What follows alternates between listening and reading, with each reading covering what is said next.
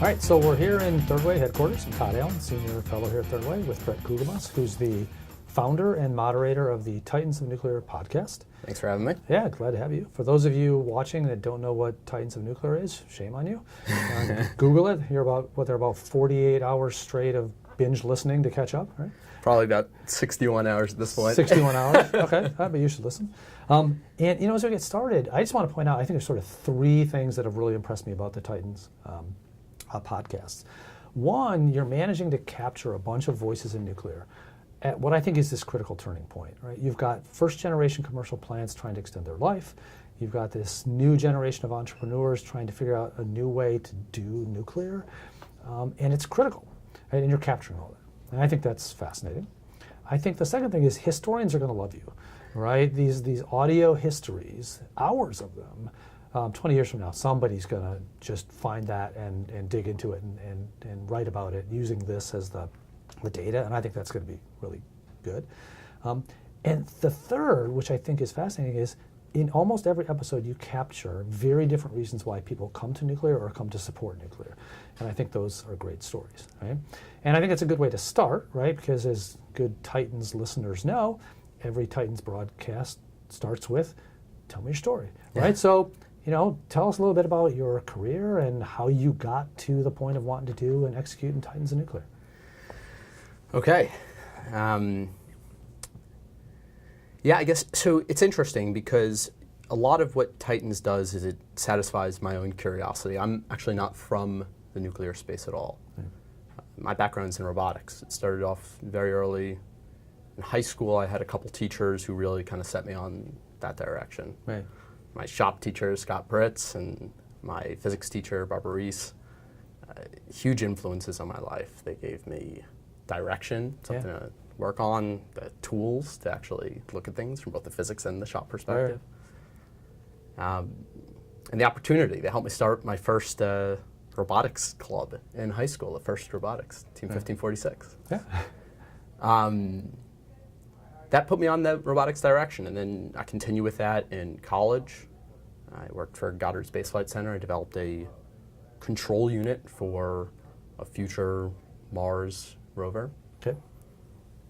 Continued with that in grad school. I started a lab, actually, at Stanford for Panasonic, where they tasked us to envision the future of mobility in cities. And we prototyped and designed an electric, autonomous, single-seater folding car. Yeah, right. It was a tremendous experience. And then I continued down the robotics path after grad school. I was part of an open source community working on this autopilot. And at the time, drones weren't really the thing that they are today. Yeah, okay. And I wasn't really ready to get a real job. Yeah, right. And I kind of caught the entrepreneurship bug being right. at Stanford. It's kind of a disease there almost. Yeah, right. And I ended up taking the work that I was doing in that online community and turning it into a company, Airframe. We developed fleets of drones, all controlled over the internet. We mapped out millions of homes in the US. And I ran that company for the next 6 years. So robotics up until 2017, essentially. No even consideration of nuclear.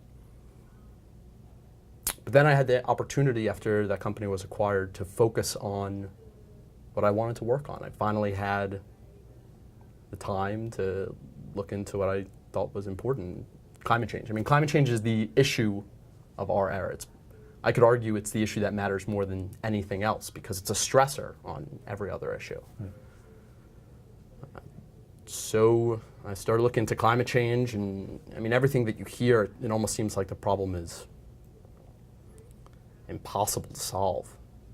I mean, when you hear about what they talk about at the Paris Accords, just trying to slow things down on a voluntary basis and over the course of 20 or 30 years, I mean, it seems like no one has any solutions out there.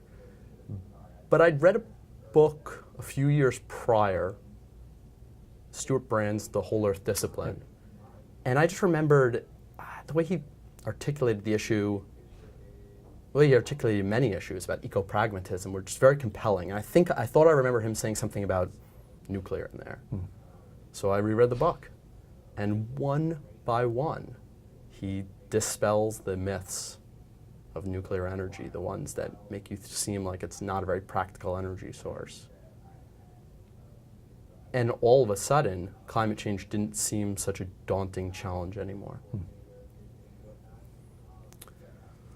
So I started reading as much as I could and trying to figure out, where I could help. I mean, there were obviously challenges that have kept nuclear from becoming the preeminent energy source on our planet, even though certainly the facts suggest it should be otherwise. So there are challenges out there. And so I was trying to figure out where I could help. And so I started reading, and then I started reaching out to people. And I just started contacting experts in the space. I found your website, I found some of the articles you'd written on Third Way. I just started reaching out to people and just trying to ask as many questions as I could, seeing where I might be able to contribute. And those questions, those conversations with experts have become Titans of Nuclear.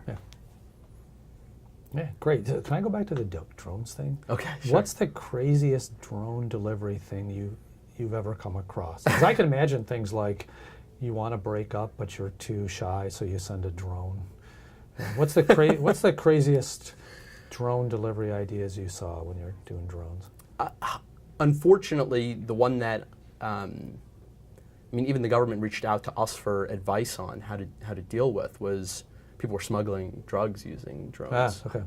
And so we were able to, I sat on the FAA Advisory Council and advised the government on several topics in this space, and that was one of them. And that was just like, that was pretty crazy. Yeah, right.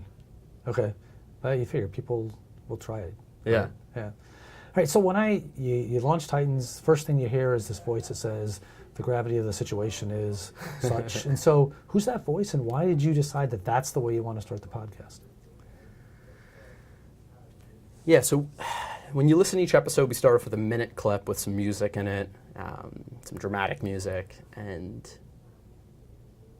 I've overlaid clips of a speech that President Eisenhower gave to the United Nations. The speech is known as Atoms for Peace.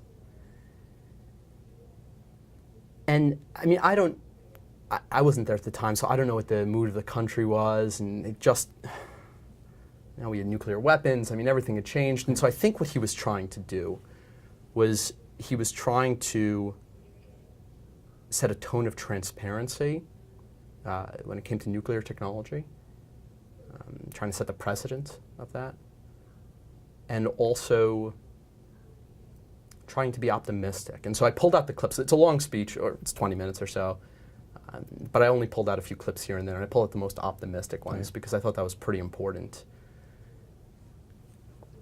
So often in the conversations that I have with people in the nuclear space, they say, well, people are afraid of nuclear because of its origin story. It's intrinsically tied to the bomb.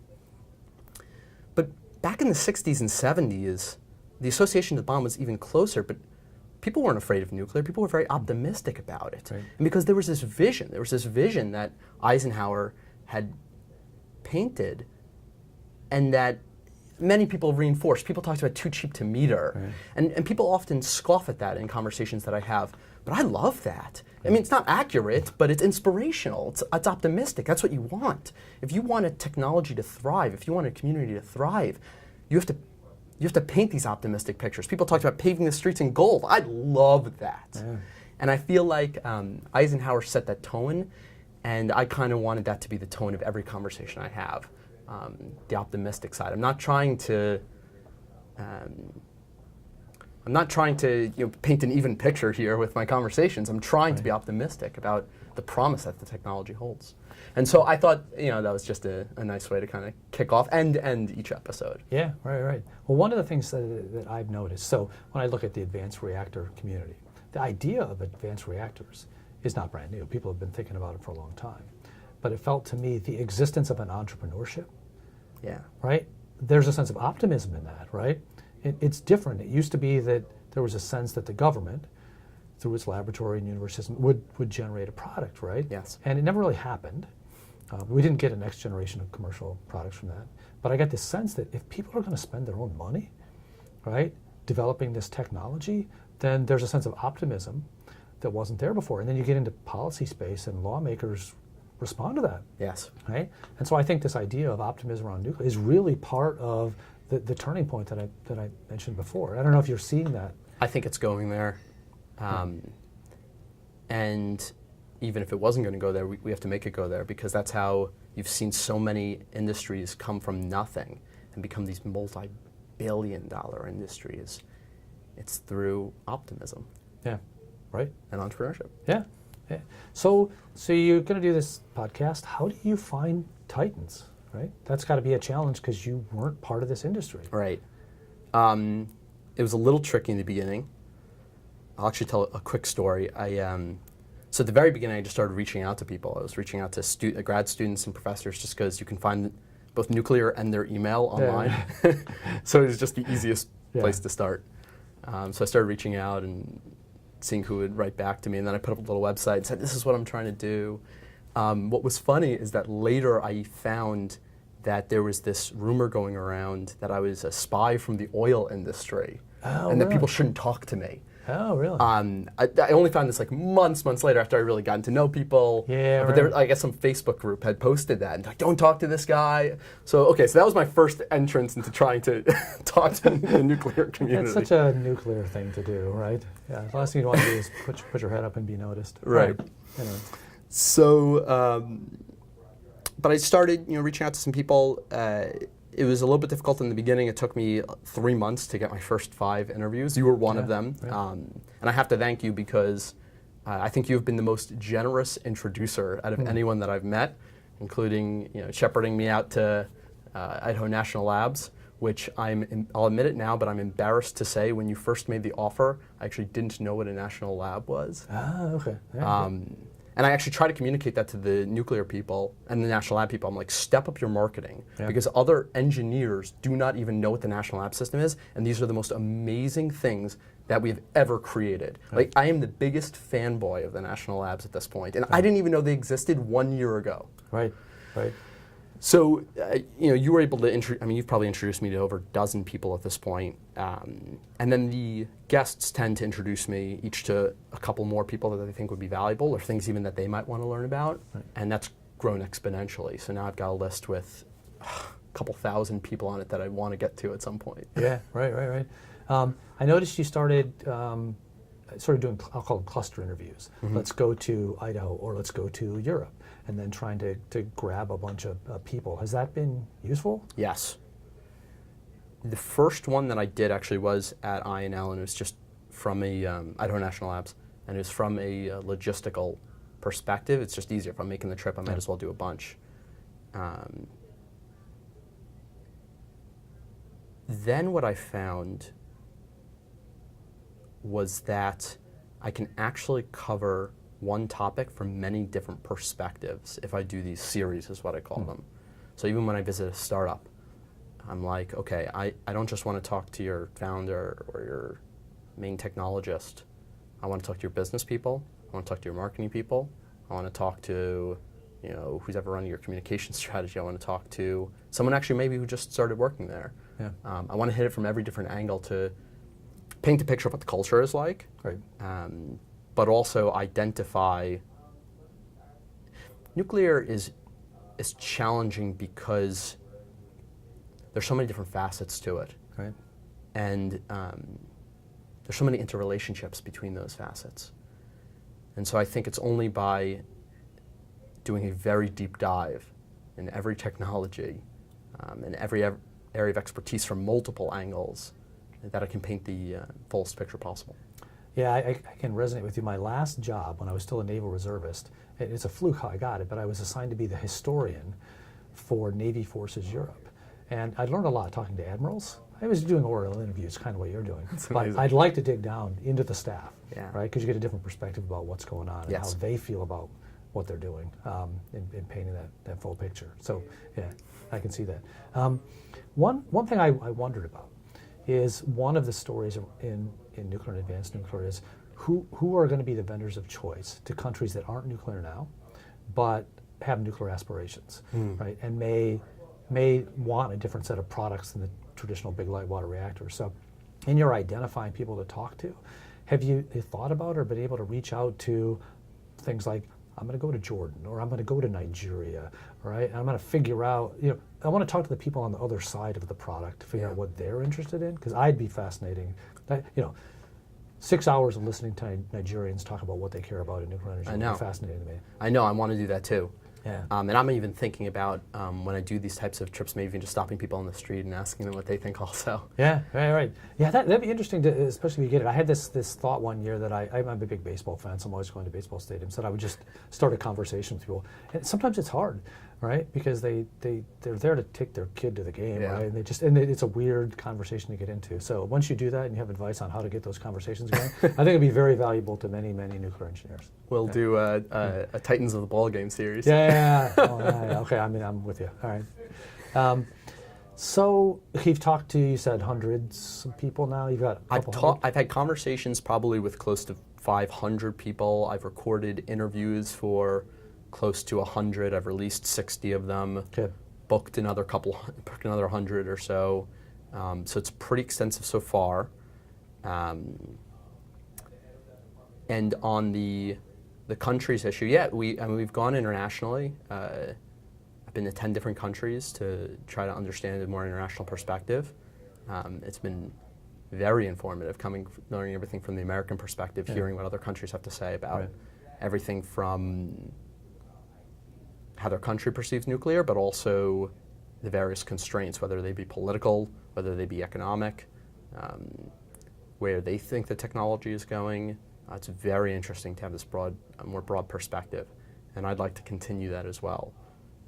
I'd like to go to every nuclear country out there, and then some of the ones that are also prospective nuclear ones too. Yeah. Even visiting, I visited the International Atomic Energy Agency. Right. And they have an interesting role because they're kind of like the safeguards. They want to make sure that countries don't take their nuclear energy technology, amongst other things, this is what they do, and make sure they don't turn them into weapons technology. And when you get to hear their perspective as well. And so they also kind of guide countries that are interested in becoming nuclear countries through the process. They've got a phase 1, a phase 2, a phase 3. And it's taken a long time. And just talking to them gives you a completely different perspective than when you would talk to the vendors here that intend to export them. And boy, maybe if the vendors here haven't even talked to them yet about safeguards approaches and how you have to build that into the technology, boy, they've got a lot to learn. Right. And so I'm hoping to capture as many of those conversations as I can to maybe even get some of the new developers up to speed on things they have to consider if they're looking at export markets. Yeah, that's great. That's actually one of the, I'd say, emerging third wave themes is you really need to get the developers thinking about how to include the safeguards in the design up front to make this transition and selling the products more easy. Yes. Yeah. So, speaking of sort of grand themes, you've talked to 500 people or so. Are you noticing sort of grand themes that are coming out in the conversations? If you sort of look back and summarize what you've done? Definitely. There are definitely themes emerging. I'm still trying to wrap my head around it all. I put them almost into 3 buckets. Okay. They're themes that are positive things that everyone in the industry knows. There are things that I feel are talking points, maybe nuclear mythologies, and may or may not be true, and trying to treat them with a healthy skepticism. And then there are themes that I just really like and that I want to kind of promote as much as I can. Yeah. So could you walk through maybe some examples of those 3 themes? Yeah. So on the positive side, something that comes up pretty often is the incredible energy density of nuclear. And I don't think that actually can be repeated enough just because of what it means. I mean, if you're 6 orders of magnitude more energy dense than fossil fuels, then that means you have to dig up 1 million times less stuff, you have to move 1 million times less stuff, you have 1 million times less waste. I think that's just so important, and so every time I hear that I smile a little bit. Yeah. Also the incredible track record of safety in the nuclear industry. I mean, there's just some at 90% capacity factor, and when people explain what that is, it's always kind of interesting. There's so many positive aspects, especially how nuclear integrates with. I mean, the fact that it's fuel-based, so supply can match demand. That's important. The fact that nuclear provides carbon-free, and I mean that's it, right? Like it's carbon-free. It's a carbon-free fuel source. That's just amazing. Right. So these are some themes that people express to me a lot, and these are just kind of like positive facts about nuclear that I find I like to hear about, and that I hope keep coming up in various podcasts. Can I ask you a question about that? They're all true, right, and sort of impactful, but in some ways they feel also a bit remote, right, and not personal. And this really caught my eye back in, it was almost 2 years ago now. I got to go to this conference in New York State. It was all around their Reforming the Energy Vision program, which is a lot about renewables and distributed generation. And as I sat listening to the plenary speakers, I decided I was going to write down the language that they used. And it's very personal, right? It's these changes will impact every New Yorker. The ideas will come from our universities. We will let communities do demos. It was a very how can we personally, right, or how are we personally helping you? And sometimes I think that the nuclear advantages feel a bit remote, and that the nuclear community needs to figure out how to make that closer to home, closer to communities. I couldn't agree more. Yeah. I couldn't agree more. I mean, that is the reason, well, other than I really like to learn about people, but the reason that I spend the first half of each episode talking about the person before I talk about their topic or expertise. It's because you can, if we were to just jump in right now to neutronics, it would be very easy to lose somebody very quickly. Right. But if we talk about you and your love for baseball and the fact that you visited every major league and most minor league stadiums. Well, I'm current on every major league stadium, and I've done over 200 lifetime, but I think it's physically impossible to get to every minor league stadium. You just don't end up in, Sioux Falls, South Dakota, or, it's just, there's places that are hard to get to. And so I'm trying. When people hear about that, now they're listening. Now they feel like they're in the room with you. Right. It's personalized. I think that's so important. I think it's important for any message. If you forget even nuclear or even technical subjects, I think that's a great strategy for communication in general. Okay, so anyway, you had these sort of grand themes that were coming out, right? Yes. There are some talking points that I hear almost unanimously across the community that I'm withholding a healthy skepticism for. Okay. We have to work with renewables, and it's an all of the above solution. That might be true. It feels good to say that. Okay. I'm not sure that is either the best strategy if you want to grow your industry, or if it is the best, or if it's even technically true.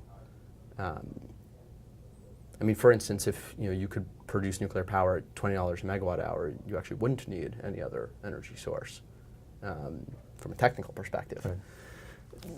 But like I said, I'm listening and I'm considering it. There are other ones that are especially very exciting right now, especially about the next generation of technology, Gen 4, advanced manufacturing. It is treated as if these will definitely lead to cost reductions. I am also not sure about that. I hope that is the case, but it probably has to be not taken as a objective truth, but the fine points of why something is economical have to be understood, and so you can guide those technologies to be economical. Can I ask you a question about that? Yeah. So I frequently hear we need to drive the cost of the first nuclear plant to be competitive, right? Otherwise, you're never going to sell it. But I look at lots of things: TVs, cars. Somebody out there is willing, for non-economic reasons, to be the first mover on something, which then gets people excited and buying stuff. And so I always wonder if we're setting an unrealistic goal, and that the goal should be you find the buyer, the community, the person that wants that product, that puts a value on it that they'll pay a little more. Yes. Because then that changes the public narrative about, is it possible? Yes. Right? And I don't know, you ran a business, right? It seems like, what do normal business people think? Well, every startup that I meet on this show, I mean, when I host them and when we chat, it's always going to be all positive. Because remember, I'm trying to create something optimistic here. Yeah. But after the fact, I really grill them and I say, why, your first product is going to have cost overruns. It's going to be too expensive. So you offered a strategy of find someone who will pay a little bit more. My strategy is a little bit different. Okay. My strategy is offer a fixed price and take a loss on your first unit. Yeah, okay. Take a loss on your first 3 or 4 units even. Right. Raise enough capital so you can do that. Build them small enough the first few times so you're well enough capitalized to go through 3 or 4. Yeah, right. And then eventually when you'll be at what they call nth of a kind in this space, right. But your costs will drop and all of a sudden you will be profitable. And then the 1,000 units that you build after that have a profit on them can go to paying off the loss of your first few. Okay. So that's from a business strategy perspective, that's how I look at it. Yeah, Obviously, if it's going to be a $10 billion plan, that might not work because you won't be well enough capitalized. But that's how I think about that specific problem. Yeah, okay. All right, so you're talking about sort of the grand themes that everybody knows, and you're purposely being a little bit skeptical as you hear it, but I think is good. What was remind me, the third grand theme that's coming out of Titans? There's some that I really like. There's just some themes I really like. This once again, it comes back to optimism. This idea that nuclear can provide triple our Earth's energy supply as it is today. It can be cheaper. It can fix climate change. It can bring people out of poverty. We can provide limitless clean water. I mean, when people talk about that, that's amazing. Right. And that is amazing. That's all we should talk about. Right. And so I love it when that comes up. Just the fact that what nuclear can do, the world it can create. That theme is one I really like. Yeah, and I actually think that's one of the biggest mind frame changes that's necessary for the nuclear industry, right? Because a lot of times it was sort of a technical discussion, right? I remember I was fortunate early in my career. I got to be on the leadership team that did the Gen 4 roadmap. This is when we were trying to recover the nuclear programs in the U.S. post-Clinton administration. And we made this decision that the next generation would be defined as safer, less costly, less likely to produce a weapon, less likely to produce waste. But everything we said was reminding people of a negative aspect of the technology, right? Not the things you talked about. Yeah. How does it bring you water? How does it bring you jobs? How does it make your future better, right? And I think there's sort of a technologist approach that's inside baseball, and it makes sense, but it's not convincing outside. And I think I keep seeing that being able to get out of that frame. That's why I sort of like this idea that Titans is about optimism, right? Is because if you're not going to be optimistic about the product, then you're probably, who's going to pay attention to you? Right? It's so funny. I mean, you were actually the one who taught me this. So, and I should say, Kirsty Gogan taught me. So all credit to Kirsty. So. Well, I mean, it was funny because the first 5 episodes that I recorded before I released anything. Yeah. Before I really branded the podcast series. You were number 3, I think. Yeah, I think that's right. And I went back and I listened to our conversation, and you told me that. And this is funny. The name of the podcast at the time was "Why Not Nuclear?" Yeah, right. And after I sat on it, I slept on it that night, and I thought about it. I was like, wait a minute. I'm here to learn from the experts. Is this really in line with what they just taught me? Why not nuclear? I mean, it had a negative word in it. Yeah, right. And so when I launched the series, I rebranded it, and I called it Titans of Nuclear. Yeah, right. To convey something strong and powerful, and something that could change the world. Yeah, right. Was there another grand message that you like coming out of this? Well, there's one that so that's the one I like the most. Just this super optimistic. Hey, we are gonna literally launch humanity into the next era of technology, and we're going to get everyone out of poverty. That's one I really like. Yeah. But there are other ones that I think are strategically very interesting. You see, it's very human to be competitive. Right. So when people bring up, hey, it's either us or them, space race style. If we don't deploy fast and we're not deploying nuclear reactors in the next few years, China's going to beat us to it. Right. Now, I'm not inherently anti-China, but I do like the idea of having a race, of having some competition. Right. I think that's important. So I think it can be framed in a way where it's like, same as a space race. Who's going to get there first? Who's going to deploy the nuclear technology that's going to save the world first and get the credit for it? Yeah. I think if we framed it like that, we could get the whole country involved. Yeah. Right. Yeah, the same way the space race did. I think there's a pragmatic aspect to it too. So I love talking about the UK history, right? Because they were pioneers in nuclear, right? First generation plants, and over time, they sort of let their industry drift along. Their national laboratory system went away. The universities stopped teaching it. You fast forward 30 years, and suddenly they're reliant on Russian gas. They look at how much they can do in renewables, and they convince themselves there's no way to do this without nuclear. But they're in a position now where they're having to go to outside people, right, to bring technology in some cases with the Chinese to help to finance it. Yeah. Right? And there's a certain, I realize we struggle to have 30-year thought processes, but in addition to being competitive now, I think there's this, how do you continue to control your own destiny, right? They had North Sea gas, right? And it eventually tapped out. And I look at this parallel now where we've got fracking gas and it's all over the place, and we act like it will be that way forever, but nothing's forever, right? And so except uranium, we have an endless supply of uranium. Yeah, exactly. Yeah, so control your own destiny, right? Yeah, okay. Over the months, or I guess years you've been doing Titans, what surprised you about the response to the podcast, or the way people interacted with you? Less than a year.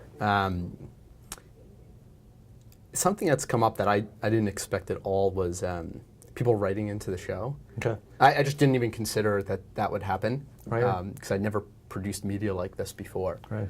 And I've got everyone from reactor operators to high school students asking me for career advice. Yeah. Okay. Which I'm, I don't know how to offer career advice, but I do my best. I try to write back to as many people as I can. Yeah. The word of mouth growth of the show has also been amazing. I have a business philosophy that you don't want to pay for growth too early, because you don't really know then if you've hit product market fit. Yeah. Okay. And so I haven't put any money into the marketing of this program, but we went from me just recording with some people and some people sending it around. Now we're at over 10,000 active subscribers. Yeah. Okay. So, and that's without putting any effort onto the marketing side. So I'm very encouraged by that. And I think that's a great starting point to then launch into even broader communities. Yeah. Okay. That's great. So, looking forward, how long does Titans run? What's the future of this? What do you want to do once you've sort of declared success?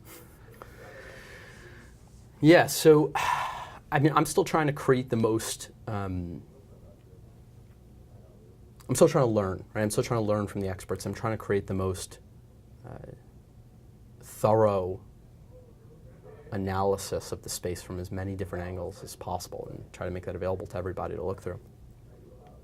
That's how I'm trying to help. And I've been able to do 100 episodes this year. I'll probably do a couple hundred more now that I've really got a flow going. But I can only do so many probably before I pass on the baton, and I can help in other ways. I can direct my energies in other ways. It's like I said before, I've got a list now of like 2,000 people that if I could, I would talk to all of them. Yeah. And maybe I'll be able to, but not able to record all of them. Right. So at some point I'll have someone take over, because I think I'd like to see the archive continue going. But after I met with and identified enough key stakeholders, I want to start taking those relationships and using them to encourage entrepreneurial activity in this space. You see, another theme that I hear sometimes that I think that I disagree with from my personal perspective is we have to have the government kind of narrow the paths that we're taking and choose a few paths and invest in those. pick a few technologies, or there are too many startups competing for the attention and the money of the government. And it's a very fixed pie way of looking at things. When you come from the Silicon Valley startup world, it is the exact opposite.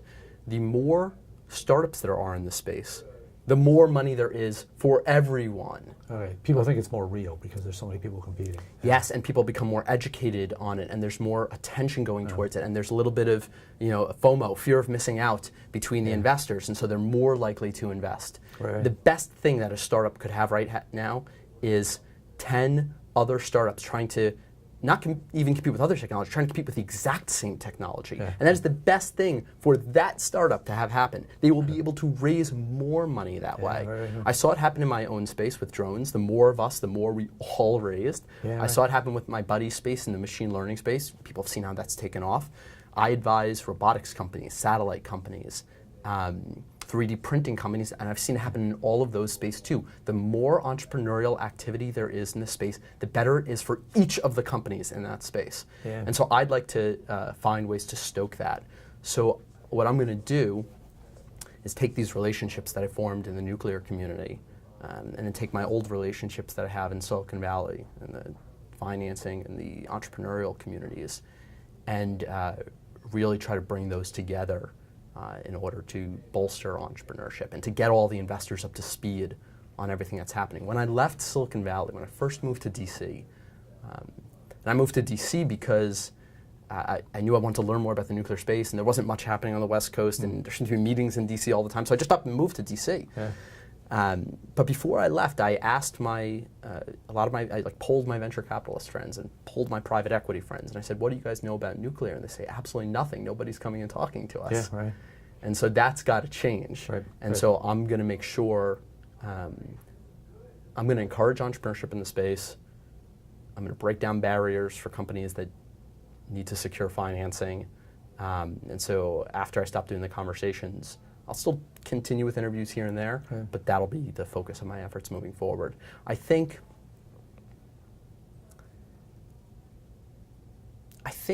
even some of the startups, even though they're very ambitious with their technology, they're not in, and maybe it's because so many of these entrepreneurs come from the lab world. They come from having already secured a couple government grants. So once again, that's a fixed pie thinking. Right. Yep. But each of these startups has the potential, even if there were 100 startups in this space, could raise hundreds of millions of dollars each. There is that much money out there. Yeah, right. And it would lead.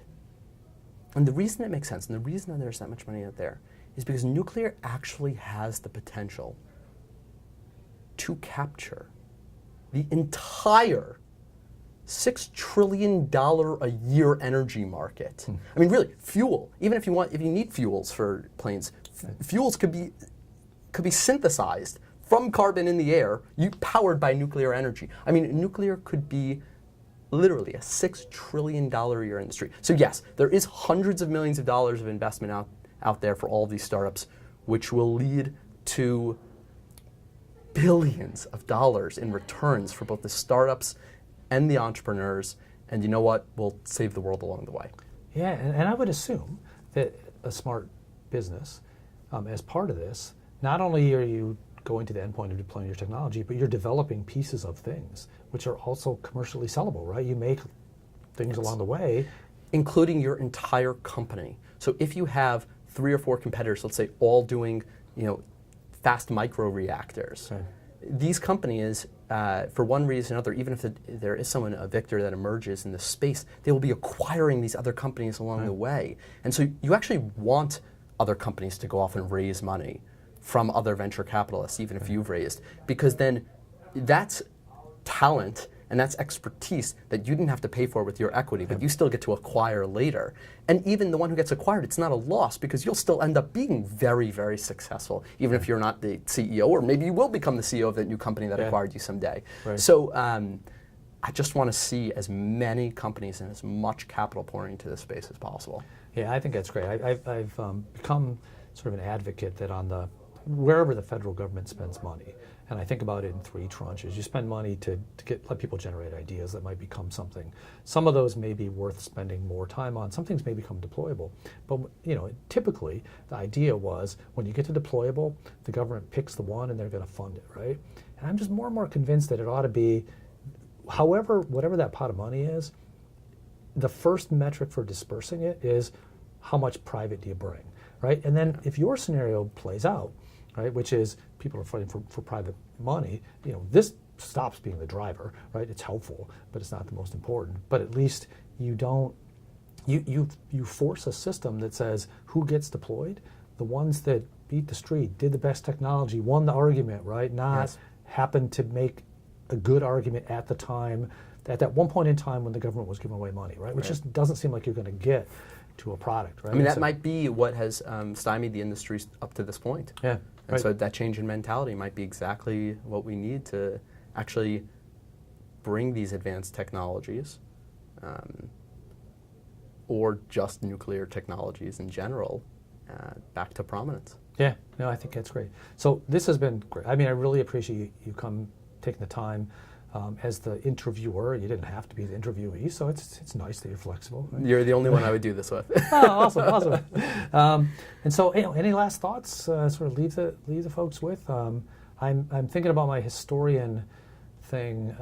I do think even if you quit and turn the baton over, I think it's going to be a fascinating exercise 20 years from now for somebody to redo Titans and compare. What are the voices then? And hopefully there are a bunch of voices that talk the way you just did about, we're fighting in commercial space and we're markets, we've got cool products, right? And you go back and think how cute and quaint we were 20 years ago, right? But anyway, any last thoughts? Just to be overly optimistic, more optimistic than even you think warrants, because from a first principles perspective, nuclear has advantages orders of magnitude over any other energy source. If we'd made a couple changes historically, we'd already be there, but it's not too late. Good. So let's go beat climate change. Yeah, great. Well, thanks. I appreciate you taking the time.